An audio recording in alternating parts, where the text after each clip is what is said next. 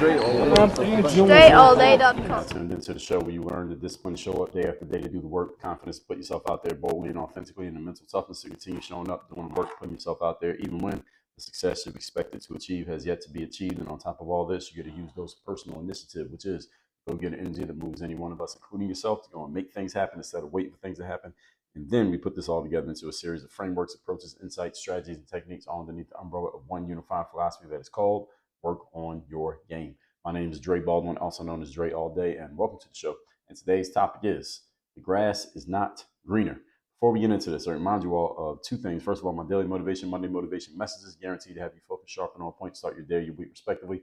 All you got to do to get those is be a member of my texting community. It is free to join. Text me at the following number, 305-384-6894.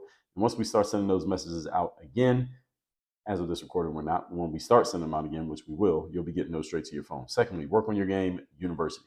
That is the place where you take your first step into going into the deep work on your game waters, where we focus on mindset, strategy, systems, and accountability to help you perform at your highest level, do so consistently, and produce more results in your business and in your life. We do personal and professional development over here. You cannot separate one from the other. Go to workonyourgameuniversity.com and you can see more about what we're doing, how we're doing it, and how you can get involved.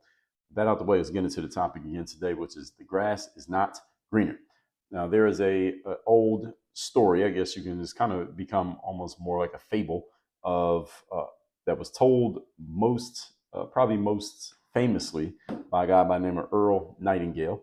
And the story is about the grass being greener, or he called it acres of diamonds. And I think he got the story from someone else, but he's most popularly known for having told the story. And the story in general was that there was a man who owned a farm with all these acres of land. And every day he would go up to the mountain or a hill on his farm, and he would look over at his neighbor's farm, and he would say, man, that guy's farm just looks so much better than my farm. He probably has a lot more value in his land than I have in my land. And the other farmer, that neighbor farmer, every day, he had a big farm about the same size. Every day he would go up on a hill on his farm. He would look at his neighbor's farm, the other guy, and he would think the same thing. That guy's farm looks so much better than mine. And the two guys eventually started talking. They had a conversation, and they decided to trade their farms for each other. Neither one of them telling the other the secret in their own heads that, hey, that other guy's farm has a lot more value than mine, so he's a sucker for falling for this trade. So they made the trade, and both guys ended up finding acres of diamonds in their farms. They found acres of diamonds in their new farms that neither guy was able to find when they had the farm to themselves, because they were spending so much time looking at what the other guy allegedly had. They didn't even realize that there were diamonds on their own farms because they weren't paying enough attention. And the moral of the story, and the reason why I'm framing the episode with this, is because we all have times in our lives, and some of us more than others, where we are looking at something other than our current situation at hand and thinking that some other situation, if we were able to get it or arrange it, might be much better than the situation that we have currently. The discipline here is in understanding that the situation that we do have at hand can be even better than what the other situation looks like if we were to pay proper attention to our situation that is in front of us. That's what today's masterclass is about. It's really about the discipline of understanding that there is plenty of unmined opportunities, plenty of unfound diamonds on our land, metaphorically speaking, if we would actually look through the land and find the damn diamonds, which many of us fail to do because, again, we're looking at everything other than what's in front of us. Point number one, today's topic, once again, is the grass is not greener. Number one, everything looks great and better than your thing from far away. This one is very, very true. Any of you who has enough life experience knows this to be true. You can apply this in the career world when it comes to jobs. You can apply it in the business world when it comes to people running their businesses. You can apply this to the dating world, looking at another person who you are not dating and comparing what they appear to be to the person you are dating and saying, damn, situation would be a lot better if I was with that person than with the person who I am with. And if you went and tested the waters, you may have found out that the person that you had, let's say, deified in your own mind wasn't as great up close as they looked from far away. And the person who you were with might have been a better choice had you stayed with that individual. Everything looks good from far away, folks. Everything looks good from far away. Now, it's not to say that things that look good from far away can also be great when you get up close, but that's not always the case. So you have to be very you have to be very discerning in deciding where you're going to go just because something looks good from far away. Social media, for example, is a continuous show of everyone else showing you their highlight reels. Usually, we only post things that are reflective of what we want people to see, hear, and know and think about us.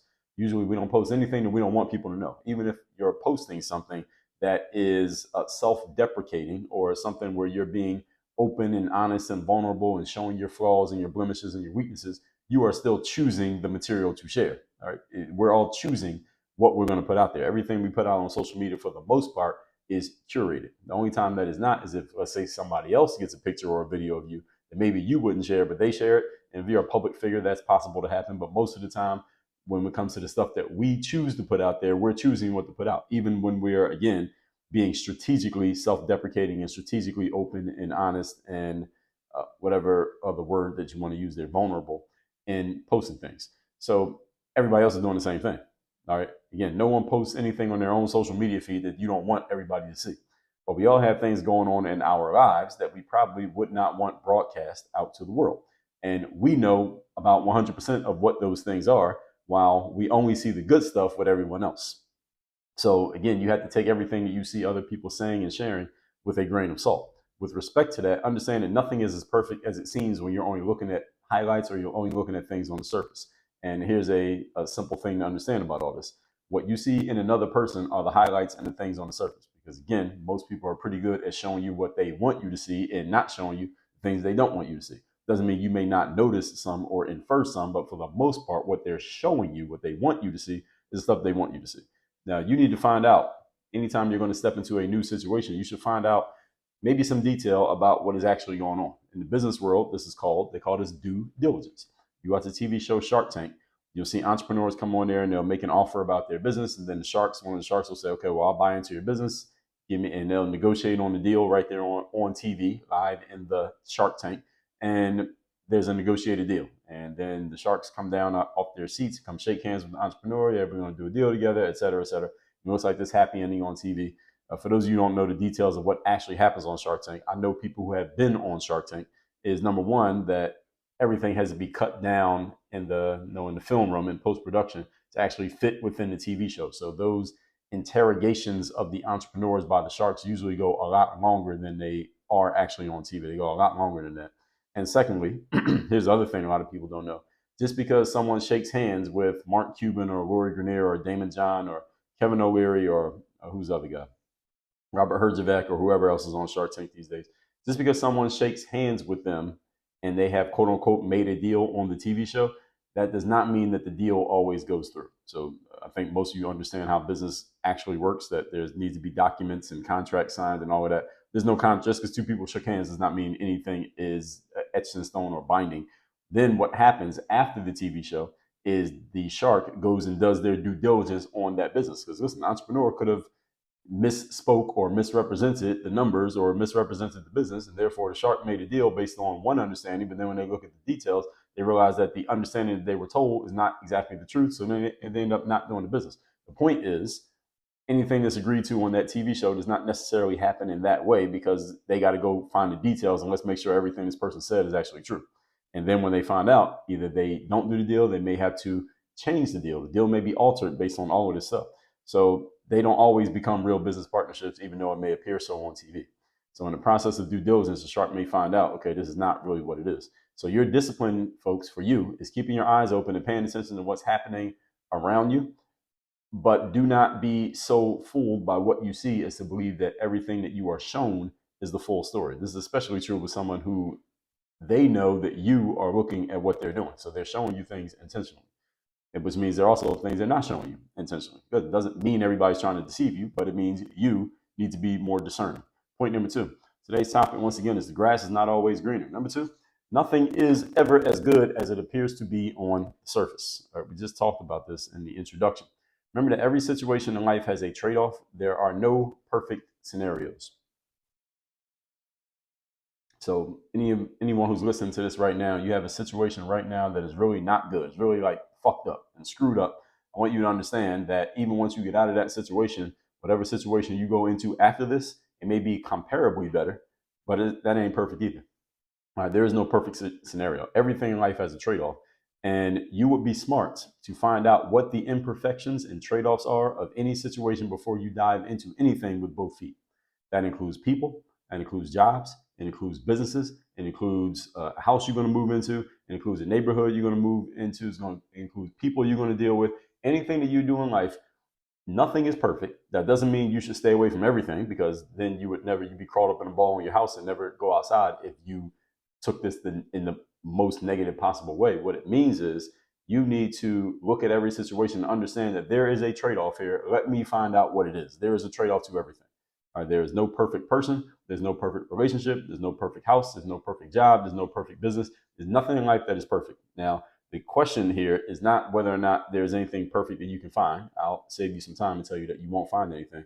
The question is, what situation in life will you settle into in which you are okay with the trade-off?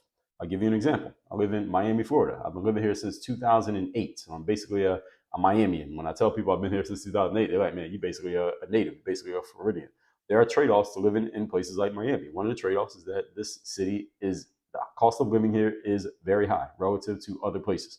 With what it costs to live here in Miami, I could live in Nebraska or some small town in Texas or something like that, with a house that is like 5 times bigger than where I live right now. And my cost of living, I would basically be rich with just the money left over that I don't have to spend on living expenses if I was to move out of Miami. All right, that's one of the trade-offs. I'm okay with that trade-off, which is why I still live here for the time being. If I decide I'm no longer okay with it, I might leave.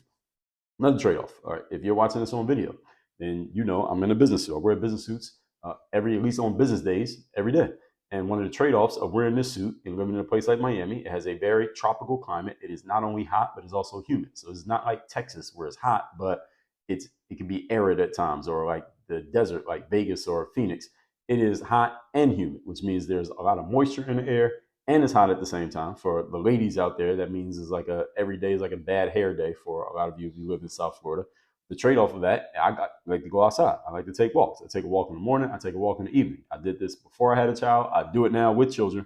And can you imagine taking a walk, a mile or so walk outside in 90, 80, 90 something degree heat with a suit on? I do it every day. All right, that's one of the trade-offs of living here and deciding to dress the way that I dress. These are trade-offs. I'm not saying these are so woe is me terrible things. What I'm saying is ain't nothing perfect. That's the point that I'm making. Nothing is perfect. And you just need to find out what the imperfections are, again, of any situation that you're going to get into. Gentlemen, when you are going out into the dating space, no matter how perfect a girl looks on Instagram, I guarantee you there are some imperfections about her that you don't know about. She ain't going to tell you on Instagram, but you'll find out. Or you stay around her long enough. Ladies, same thing when you're looking at a man. There are imperfections that you don't know about. You just don't know what they are. It doesn't mean that they don't exist. There are no perfect scenarios. Okay, everybody got this. The second key principle of economics. The first one being supply and demand. The second one is there's no such thing as a free lunch. In other words, there's nothing in life that is just going to be all perfect, and you don't have to pay something for it. Because as soon as you got to pay something, it ain't perfect. All right, you want a nice car, nice luxury car. Well, that's great. You had a car, but you got to pay for it. All right, so money has to leave your account in order for you to have that car. So anything that appears to be simple, easy, and have no downsides, all that means is that you don't have all the information. Anything in life that appears to be simple, easy, and has no downsides whatsoever, all that means is not that it's true. It's absolutely not true. What it means is you just don't have all the information. I would suggest you get all the information before you commit. All right, so at least you know what you're paying. And having all the information means understanding the trade-offs of a situation. And again, as I already told you, there are always trade-offs. There's no situation that does not have them. The most beautiful girl you see on social media, there are trade-offs about her that you might want to find out about before you get on one knee and propose marriage. And that's an interesting thing now that I'm saying that, because so many marriages end so quickly these days. And it's always been like this. I remember about almost 20 years ago, I was working at this corporate gym called Philadelphia Sports Club. And one of the salespeople there, it was only like 4 or 5 of us in the sales force. I was one of the salespeople. And this guy told us during one of our morning sales meetings that he was about to get married. And our boss, our manager, is a guy named Gary, he quipped. He made a joke. I said quipped with a P, not quit, like quit his job. But he joked that, all marriages, he said something like the marriage wasn't going to last. And the guy who said it, I think he was a little bit annoyed by the comment. And then Gary said, well, 50% of all marriages end in divorce within 2 years or something like that. He said, I don't remember how many years he said. And then the sales guy was like, well, how long is mine going to last? It was funny, the exchange. The way it happened, it was very funny. And I'm bringing that up because since I mentioned marriage, so many marriages are ending in divorce and ending relatively quickly. And it hurts everybody, especially if there are children involved.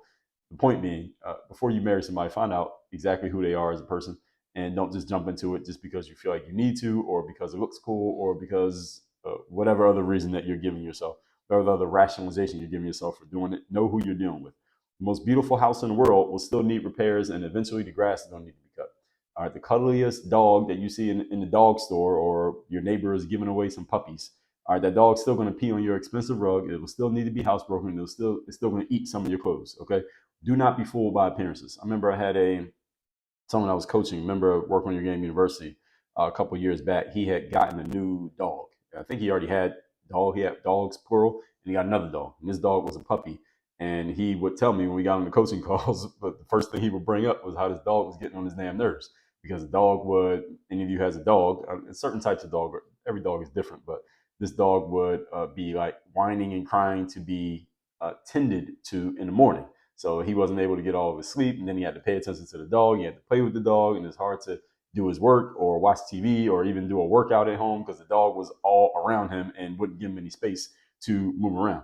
The whole point is, folks, do not be fooled by appearances. All right? The surface always looks good. Usually anyone who's trying to sell themselves, they make themselves look good on the surface. Doesn't mean they're not good, period. It just means there are trade-offs, and you better find out what they are. Because if you don't, you become the fool. Point number 3. Today's topic, once again, is the grass is not greener. Number 3, grass is greener where the grass is being watered. So anytime that you're standing on your lawn, and you're looking at your neighbor's lawn, you're like, why does their grass look so much better than mine? Well, reason might be because they actually water their lawn and cut the grass, and they pull the weeds, and they remove all the dog poop from the grass, whereas you ain't doing none of that. No wonder your grass is all brown and dirty, and you have more dirt than you have grass, all right? Because you ain't doing any of the damn work.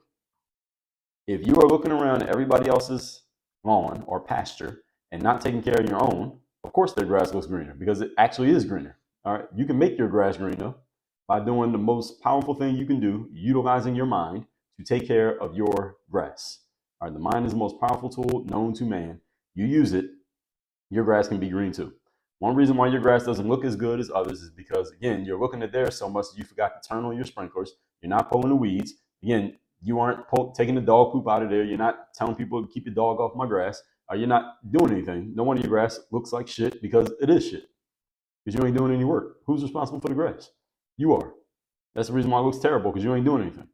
Sometimes we so much lose focus on our main objective that our opportunity at hand starts to look like something that we need to get rid of. This happens too often. We are so much not focused on where we're supposed to be focused that it looks like the opportunity at hand is a bad opportunity. It's actually a great opportunity if you would actually do the right things with it. And this is the mistake that many people make. This is a lack of discipline. It looks terrible. Your lawn looks terrible because you are not tending to your garden. When you tend to your garden, it will look amazing. That is not to say that every opportunity you have on hand is always going to be the golden one that you should hold on to. Okay, so those of you in relationships, your relationship may not feel so great right now because you are not tending to the relationship. If you start tending to the relationship, it might start to feel a whole lot better than it is. At the same time, you could tend to the relationship, and maybe the person you're with is just not compatible with you. Maybe they're a bad person. Hey, maybe you are a shitty person, and you and that person shouldn't be together anymore, no matter how much attention you gave to the situation. So this is where discernment comes into play. You have to make a judgment call here. Is it that I'm not paying enough attention to it, or is it because it's not going to be good no matter what I do? And you don't have unlimited time within which to make these decisions. This is why discernment matters so much. This is why having an extra set of eyes around you in life helps, because other people can see things objectively that you can't see rationally and objectively because you are emotionally connected to your own situation. So this is where all this decision making comes into play, folks. Okay. And again, you need to be wise enough to know, am I putting my full effort into the thing that I'm doing here to make sure that I have squeezed all the juice out of the situation? Or is this just a bad situation no matter how much effort I put in? Again, this is a judgment call, and you don't want to be wrong here, because again, your time is the most valuable thing you have. Once it's gone, it's gone. This is the reason why you need to have extra sets of eyes on anything you're doing, and maybe run your decisions through some filter of someone other than you before you make a final decision, because again, you are emotionally connected to your decisions. No one else is as emotionally connected to you as you are to you. So be careful that you are not being your own psychic, or not psychic, but your own psychologist in this situation, because you are usually, not usually, always swayed by your own emotions, whereas other people, again, are not nearly as connected to your emotions as you are. And there may be certain things that you're not noticing or seeing that another person who has your respect, who has insight, they can see it. And again, maybe they can see something that you have overlooked. Now, maybe you really do have crappy grass. Maybe your lawn just doesn't get enough sunlight, and nothing you do is going to help the garden. But on the other hand, maybe you're just not doing the right job of taking care of the lawn, and that's why it looks like shit. All right, so you need to know which one is which before you make a decision. With all that said, let's recap today's class, which is the grass is not greener. Again, go find Earl Nightingale tell the story called Acres of Diamonds. I put my own little spin on it, but generally the story is accurate in that the one person had a lot of space and they were looking at everybody else's lawn or another neighbor's lawn, and then he realized that there were diamonds right there on his own lawn because he wasn't paying attention. Number one, everything looks great and better than yours from far away. All right? Everyone's life looks better than your life from far away, especially when you're in the midst of a third day and going through one of the crappy periods of your life. Of course, everybody else's life looks better, but guess what? Other people have crappy periods in their life, and they're looking at your life and thinking the same thing that you're thinking about theirs. All right, so don't make the mistake of thinking that anyone else's situation is perfect, because it ain't. Number two, nothing is as good as it seems on the surface. All right, that person you're looking at on social media, their life is not nearly as perfect as they might want you to believe that it is.